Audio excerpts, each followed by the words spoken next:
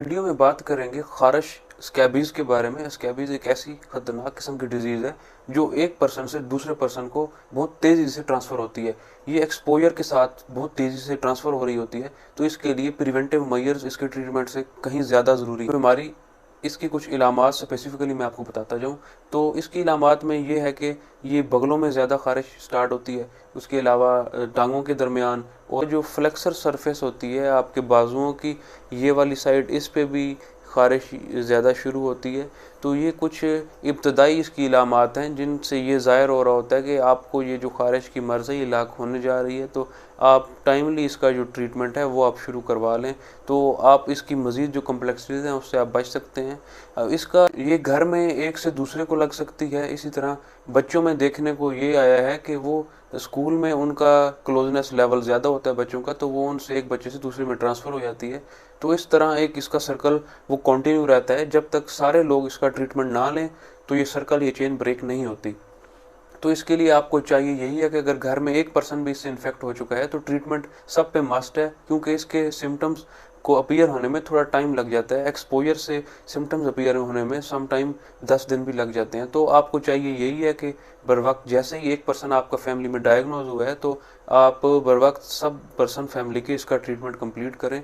जो इसका preferable drug है वो परमेथ्रिन आता है। वो परमेथ्रिन टॉपिकली अप्लाई किया जाता है जिस्म पे, गर्दन से लेकर टांगों तक, पाँव तक वो आप लगा लें रात को, और सुबह पेशेंट को कहा जाता है कि वो अब नहा ले। तो ये एक्टिविटी हफ्ते बाद फिर रिपीट की जाती है। अगर इसके साथ कुछ और सिम्टम्स कुछ ज़्यादा सीवियर आपको देखने को मिल रहे हैं तो आप ओरल जो एवरमेक्टिन ड्रग है, आप वो एवरमेक्टिन भी प्रेफर कर सकते हैं according to the patient weight. Calculated dose में वो डिपेंड करता है पर्सन टू पर्सन। जो ख़ारिश की इलामात होती हैं वो रात के वक्त स्पेसिफिकली देखने को ज़्यादा मिलती हैं। रात के वक्त पेशेंट इचिंग और स्किन इरिटेशन की कंप्लेंट ज़्यादा कर रहा होता है, साथ जलन भी महसूस कर रहा होता है।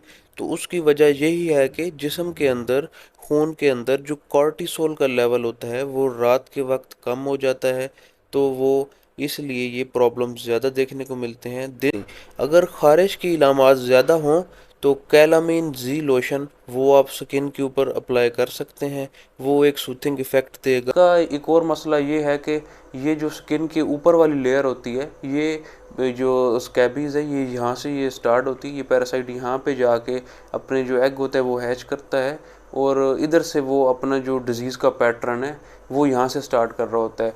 तो अमूमन देखा गया है कि अगर लंबे टाइम तक इसको ट्रीट ना किया जाए तो और सुपरसीडेड जो इसके अंदर और बैक्टीरियल इन्फेक्शन है वो भी हो जाते हैं। तो उन बैक्टीरियल इन्फेक्शन की वजह से अंदर पस भी बन जाती है। इसके अंदर जो खारिश वाले एरियाज होते हैं उनके अंदर पीप भी पड़ जाती है, तो उसको फिर पायोजेनिक स्कैबीज का नाम दिया जाता है। तो उसका जो इलाज है वो और ज़्यादा कम्प्लेक्स इलाज है। तो बेहतर यही है कि आप इसको इनिशियल स्टेज में ही आप इसको डायग्नोस करवाएं और इसका जो ट्रीटमेंट है वो आप इसका पूरा करें, ताकि आपका एक भी पर्सन फैमिली में ऐसा ना हो जिसका ट्रीटमेंट ना हुआ हो, तभी आप इससे बच सकते हैं। वरना इसका जो सर्कल है, इसका जो चेन है वो ब्रेक करना थोड़ा डिफ़िकल्ट। आपको चाहिए यही है कि जिस पेशेंट को ये खारिश की बीमारी है आप उससे थोड़ा सेपरेटली रहें, पहले उसको आप ट्रीट करवाएं, तो ही आपका जो क्लोज कॉन्टैक्ट है वो आपका सेफ होगा।